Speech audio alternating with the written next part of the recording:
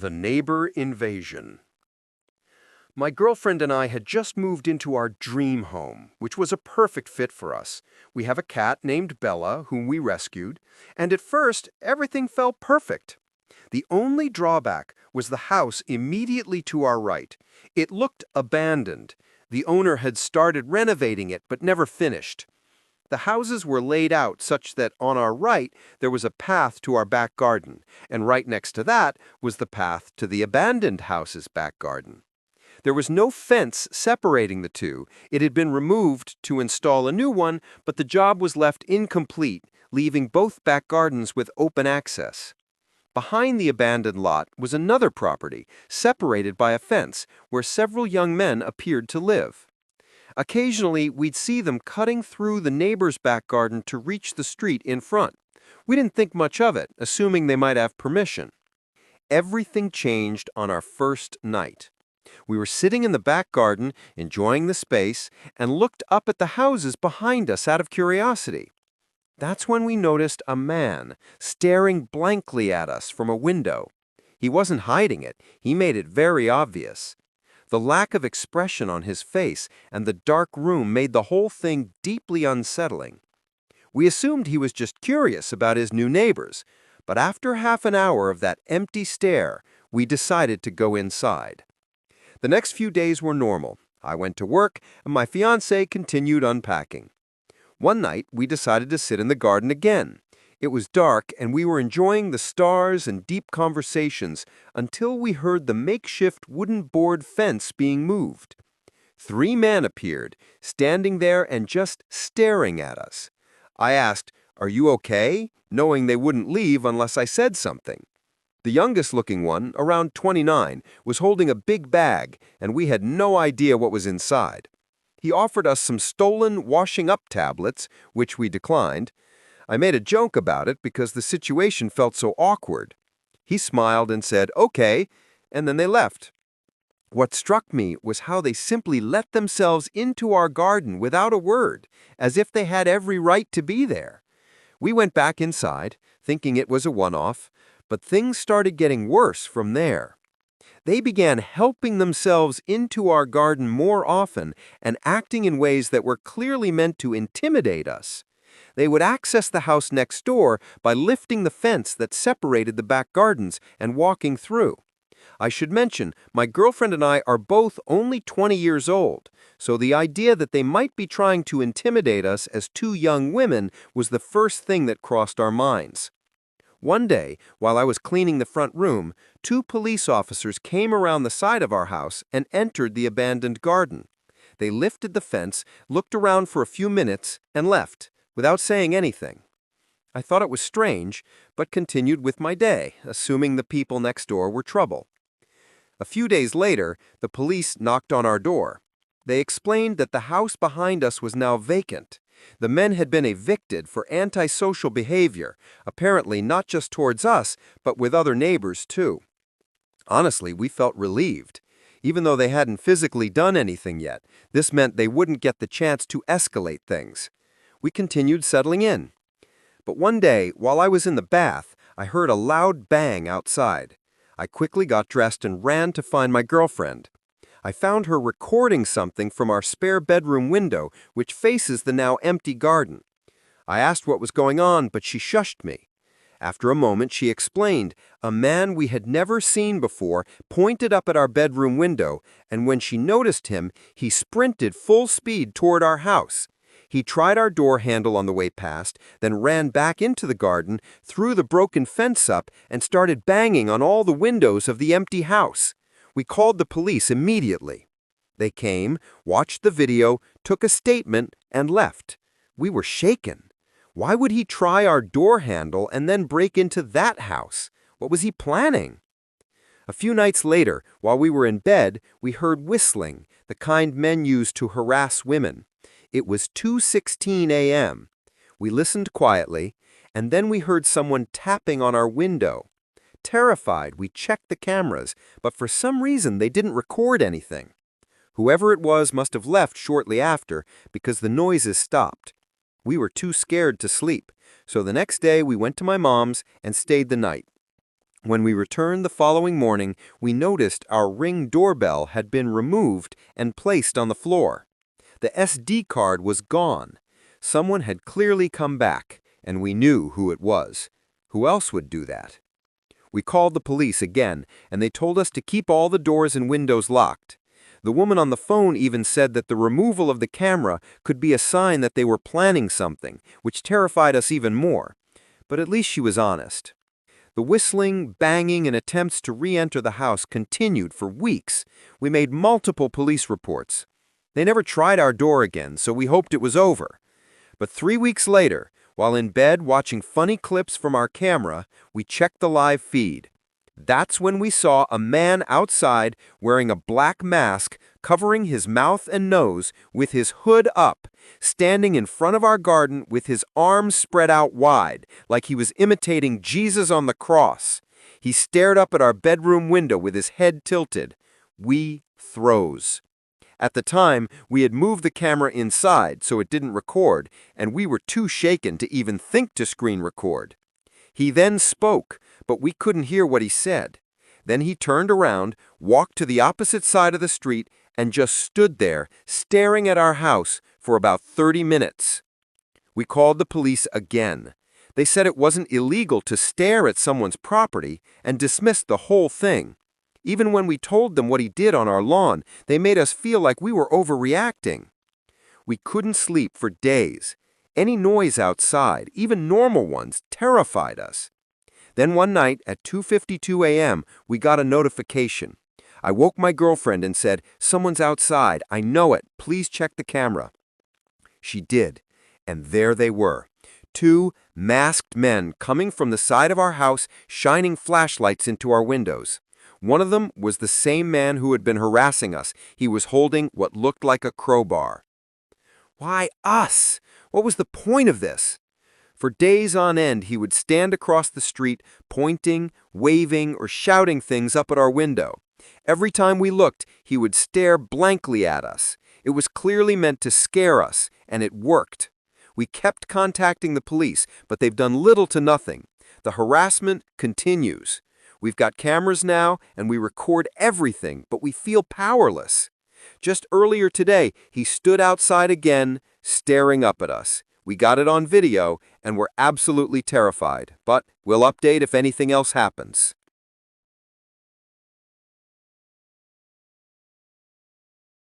Psychological graffiti.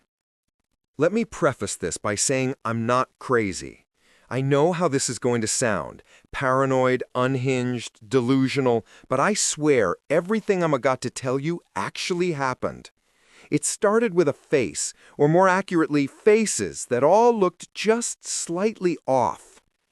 3 months ago, I ended a relationship with my ex, Caleb. We'd been together almost 2 years, and the breakup was long overdue.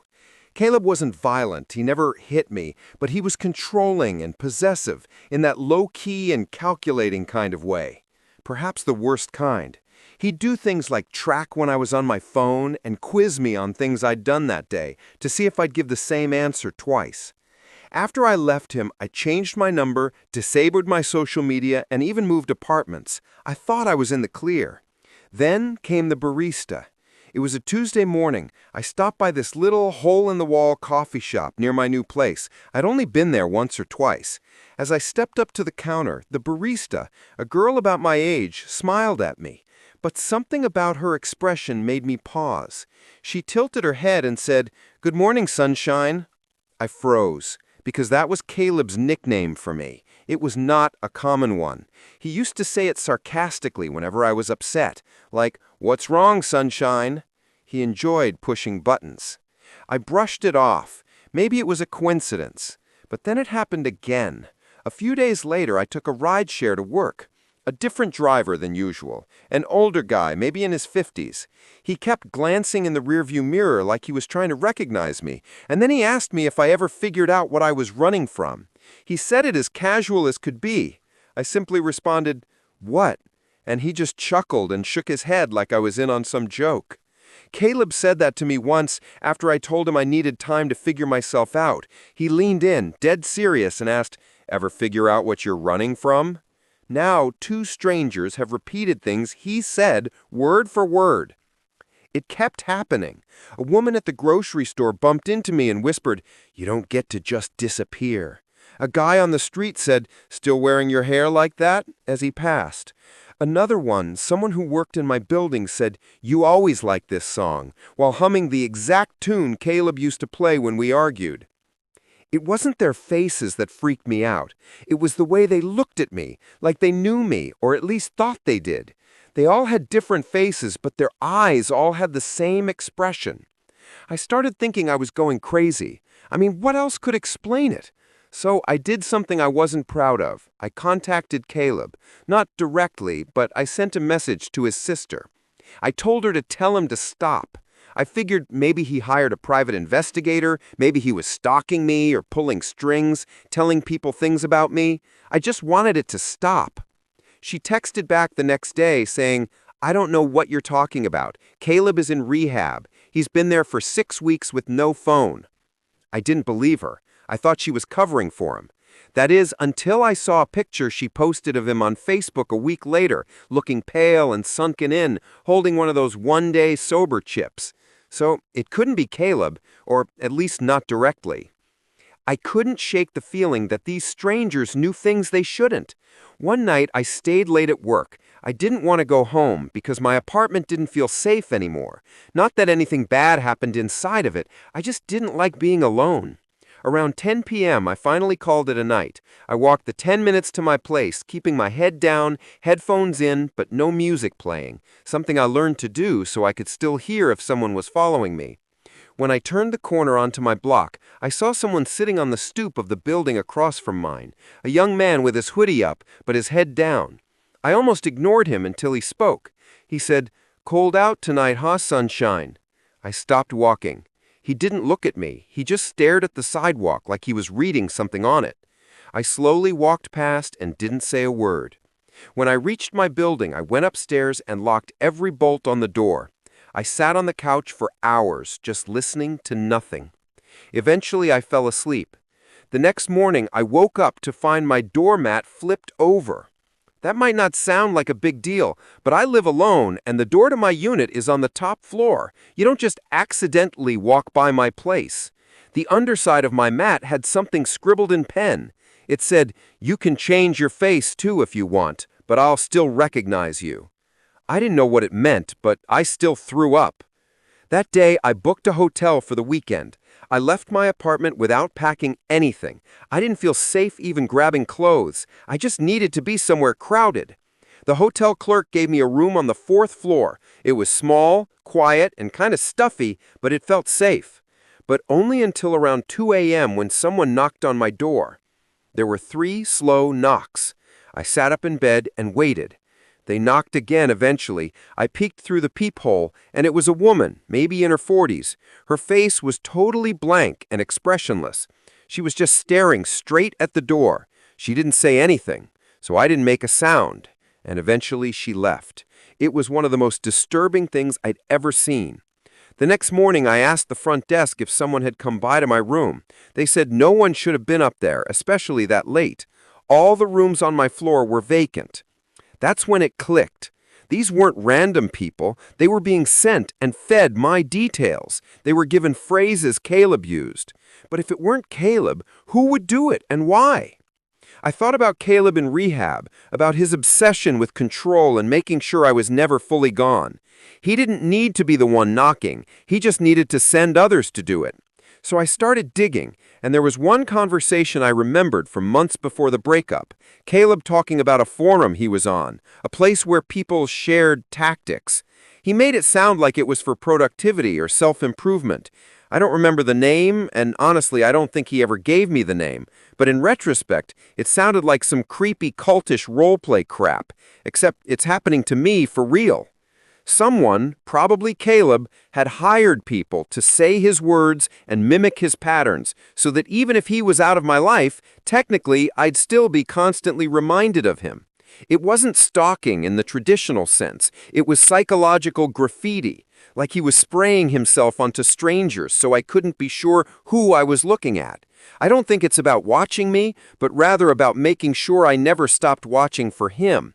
I moved again and disappeared off social media again. I even dyed my hair. I told friends to not tell anyone where I was. It worked until last week. I was walking home from the bookstore and a woman passed me on the street and said, "Still hiding behind books, sunshine." She didn't stop walking or even look at me.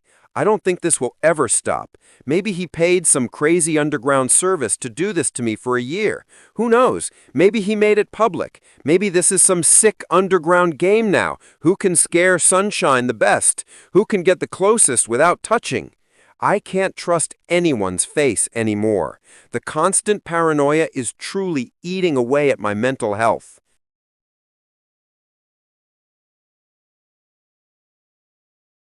Something in the garage. My family is a group of homebodies that don't travel, so everyone was surprised when my aunt proposed a trip to one of Michigan's Great Lakes. We agreed, wanting to create new memories together. My cousin booked a spacious Airbnb that somehow could accommodate all 18 of us, which felt like a miracle considering the price. The house sat right on the beach with gorgeous lake views that stretched for miles, almost like an ocean. Most of us claimed rooms in the main house, but because of our large group, some of us were placed in a second building directly behind it, a two-story garage with bedrooms upstairs. My three cousins and I were assigned to sleep there. At first, we didn't think much of it.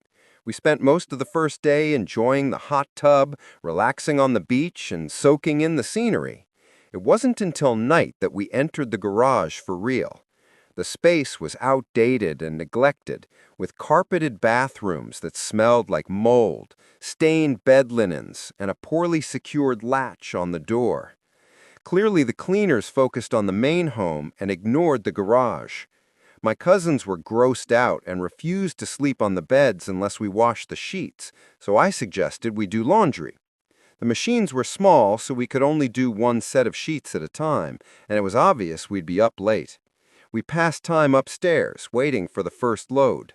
My cousin Maria complained about how we got stuck with the worst place, and as she spoke, I started to feel uneasy, like something bad was coming. I've had this feeling before, a rare kind of intuition that usually ends in a nightmare or something worse. I told my cousins to stay alert, and they listened, especially since we'd all experienced a break-in before when we lived in Detroit. Around midnight, the bell rang from the first floor, signaling the wash was done. I went downstairs alone, swapped the load into the dryer, and brought up the clean-smelling sheets. When my cousins saw how clean they were, they wanted their bedding washed too, so I kept going up and down between cycles, doing everyone's sheets. At around 2:37 a.m., we were finally done. We made the beds and were too tired to stay up any longer. My cousin Nikki insisted we leave the light on, and while they all fell asleep quickly, I stayed up doing some schoolwork on my phone. I'm a light sleeper, something that stuck with me since the break-in, and I remained hyper-aware of my surroundings, even while half asleep. Then, around 3 a.m., a loud bang hit the garage door, like someone had thrown their body against it. I sat up, startled, but my cousins didn't move. I tried telling myself it was just wind, though the noise was too heavy for that. Still, I stayed quiet and tried to sleep. But then it happened again, the same deafening crash, this time shaking the garage door. The building trembled from the impact. I was fully awake now, watching the lamp-lit room as my cousins continued to sleep. No animal or gust of wind could cause that. 20 minutes later, the third boom hit. The garage shook again, and finally 2 of my cousins bolted upright. I asked if they heard that, already knowing the answer. Nikki asked what that was, and I said, I don't know, but this is the 3rd time I'm hearing it. We all agreed no wind could cause that sound. Nikki suggested texting her mom, my aunt, so we did. It was 4:11 a.m. when she responded, realizing something serious must be going on. She woke my uncle, who ran outside to check the property. We stayed upstairs, too afraid to move until we heard knocking. It was my uncle at the door, and when we opened it, we saw him standing there with my dad and a few of our older male cousins. That's when I knew it was serious. There was no wind, no one playing around. My uncle told us to grab our things, that we were going to the main house. Then he said there was someone on the property, and that's what made my heart sink. I threw everything into my suitcase, and we all rushed out of the garage. Once inside the main house, most of the family woke up from the noise and commotion. We sat in the living room trying to piece it all together. I told them about the first 2 loud crashes, and my cousins confirmed the third. My aunt explained that when my uncle went out to investigate, she followed him. He shouted, "Hey!" at someone standing behind the garage. The door to the main house slammed behind her right then, and there was no wind to explain it. She feared someone might have slipped into the house, so she ran to wake my dad and cousins. After searching, no one else was found inside. Then my uncle described what he saw. A man stood behind the garage, not hiding or moving, but staring like he wanted to be seen. When my uncle called out, the man didn't flinch. He simply walked away and vanished, not into the darkness, but into thin air.